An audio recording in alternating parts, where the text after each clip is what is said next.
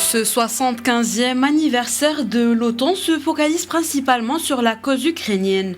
Les dispositions à prendre pour apporter un soutien accru aux pays en guerre sont au cœur des discussions des alliés. De son côté, le président américain Joe Biden a affirmé d'une voix ferme que les alliés fourniront à l'Ukraine 5 systèmes de défense aérienne.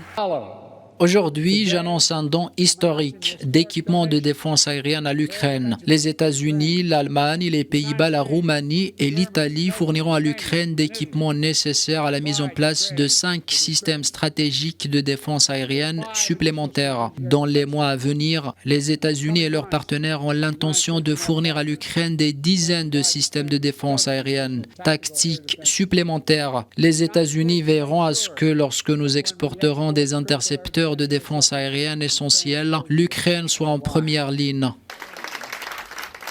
Vladimir Zelensky a lui salué l'engagement des alliés occidentaux et les a appelés à prendre des décisions fortes et à agir rapidement afin de mettre terme aux attaques russes. Imagine how much we can achieve when all limitations are lifted.